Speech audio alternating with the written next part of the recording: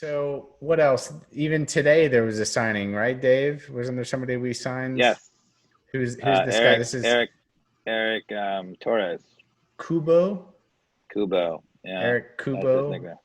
and He's a player who's been in MLS for a while. I mean, he was actually with Chivas when yeah, Chivas USA was in LA, before they went the way of the dodo.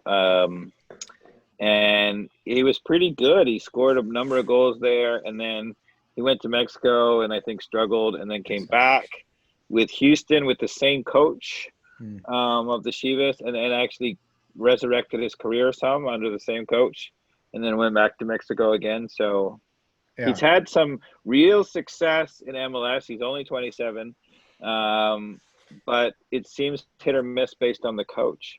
yeah. It seems like the fit for him and the right coaching and the right system is key to his success. If I just read in between the highs and lows that he's had. But also, it sounds like we've put Josef Martinez on the injury reserve or whatever it's called for the rest of the season, which Right. opened up the opportunity to bring him in. I guess Which is smart. Like, yeah, why rush him back in yeah, a COVID year and totally. all kinds of crazy Yeah. things? Like, that's smart. Because Joseph, I'm sure, is like, hey, I want to get back. I'm sure he's Yeah. the first person who wants to get back in the field, but Right. completely smart especially in these circumstances, to have your by far number one player take it slow and recover and heal and come back in 2021 110%, and have this guy Erick Torres come in and maybe fill some of the things that what's his name, John what's John? yeah, he's like an invisible guy up front when he's out there. It just doesn't fit at all. The No, there's a pace team, and he's not that kind of player. He's a very tall, classic, hold him up, kind of, um, front, player. And when you have guys like, Barco and PT and Rosetto all playing around and wanting to play tiki taka soccer and move fast, he just sticks out like a sore thumb. I actually think his role, in terms of, it's not a bad player to bring on. If you need a goal with the last 10 minutes, you're yeah, sending a lot of balls in the box. He's good in the air, can finish in the box, but, he's not the answer. And yeah. so getting Erick Torres, he is a proven goal scorer in MLS. So and he's 27, so Yeah. that's not so bad.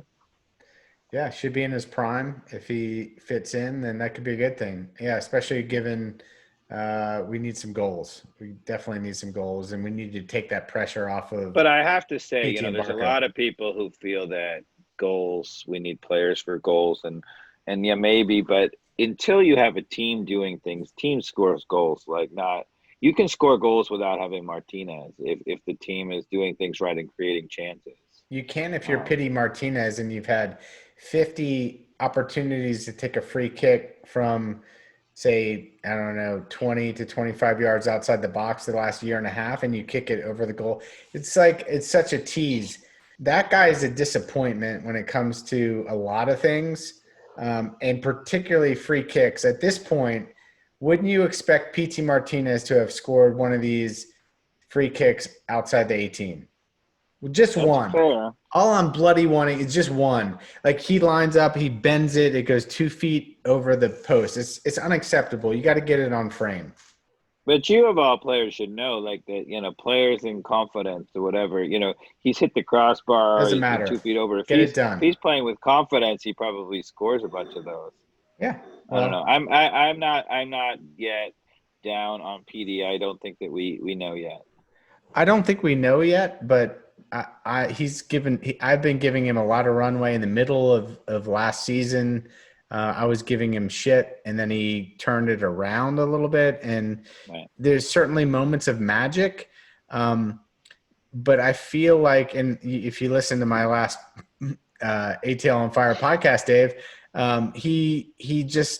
he's bringing back, and of course, this was before Frank DeBoer happened, so hopefully this will change. But it's just all the wrong things happening in terms of his body language, his dives, his missing free kicks, trying to do too much.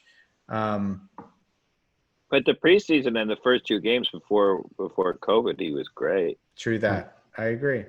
I have a question for you guys. Do you miss Brandon Vasquez, given that Martinez went down? Do you wish you had that guy still? Yeah. He's with how's he doing Cincinnati. How's he doing for Cincinnati? Not really. I don't miss him. I don't know that he's actually had much significant time yet in this, at least in this MLS's back stuff.